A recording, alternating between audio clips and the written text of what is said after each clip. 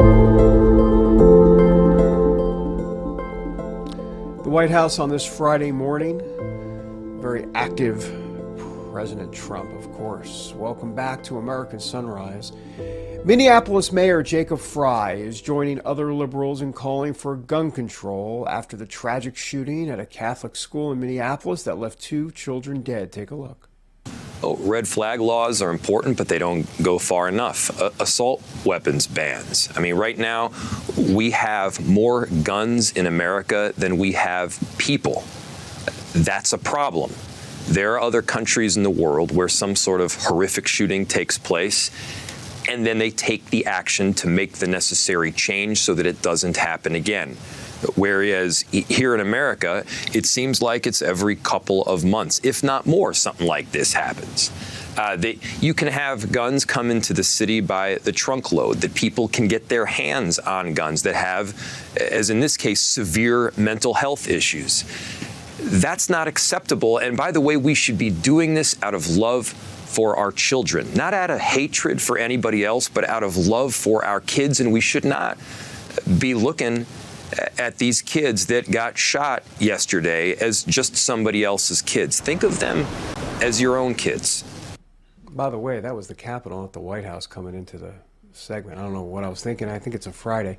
For more, we have the spokesperson for the National Police Association, retired Sergeant Betsy Smith, with us this morning. Betsy, you know, it's easy to say that liberals just want to take out or take our Second Amendment rights away. That's low-hanging fruit. That's been out there for a while. Conservatives, of course, say it's all about addressing the mental health crisis in America. So is there any middle ground here on guns that makes sense from a conservative perspective? I mean, help us through this a little bit, and good morning to you. Hey, good morning.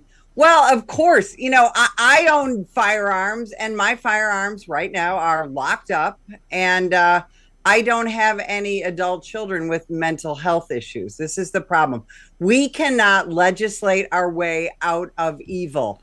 This was an evil act, and who could have prevented this act? Obviously, the shooter.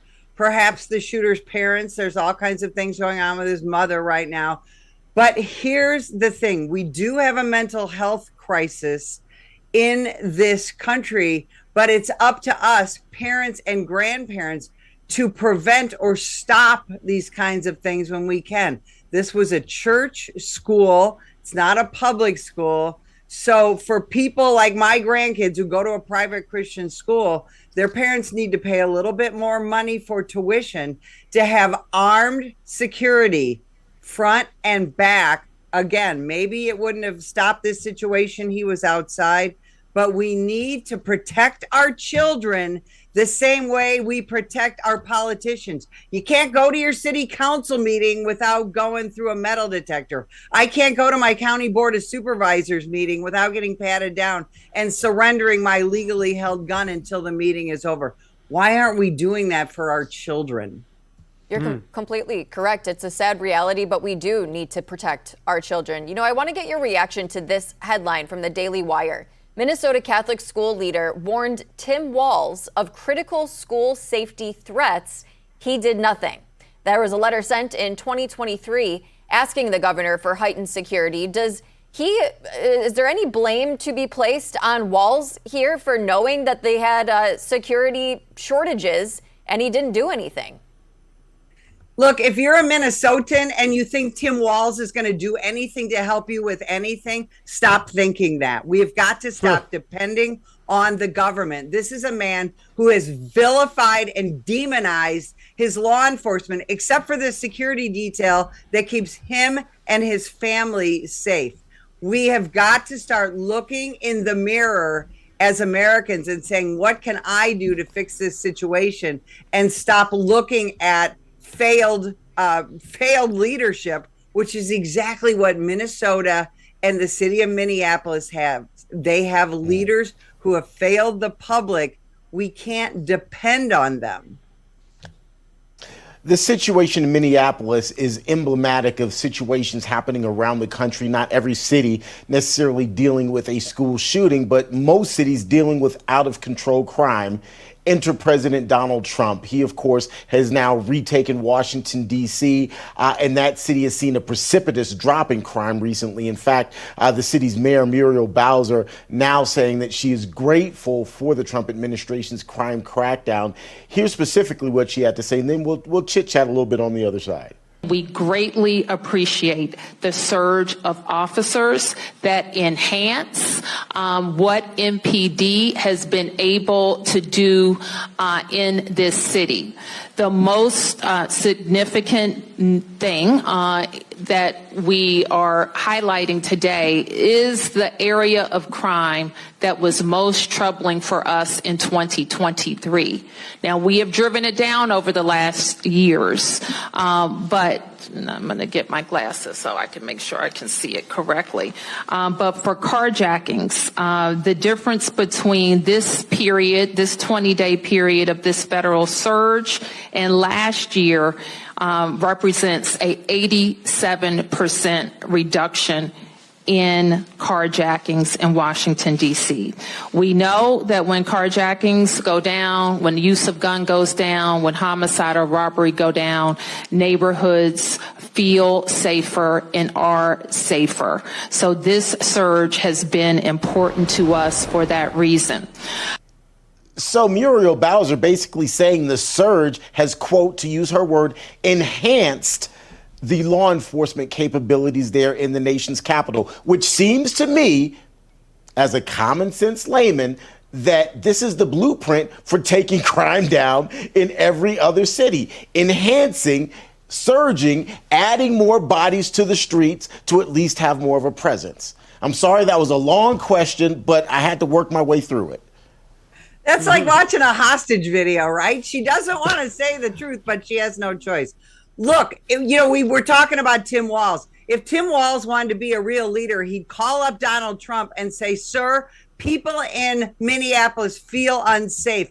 Can we work together to bring in more federal law enforcement and the National Guard to help us with what's happening in Minneapolis? Their police department is more than 40% short-staffed. They need help, just like the Washington, D.C. Metro Police Department needed help. There are talented federal agents out there and well-trained National Guardsmen who provide, at the very least, visibility in these neighborhoods. That school shooting happened in one of the worst 24 hours in Minneapolis's history, one of the most violent. Those cops are tired, they're exhausted, and they just want to do their job. Why aren't we helping them? Their leadership needs to bring help in the way of talking to the president and doing what they did in D.C. It is the blueprint.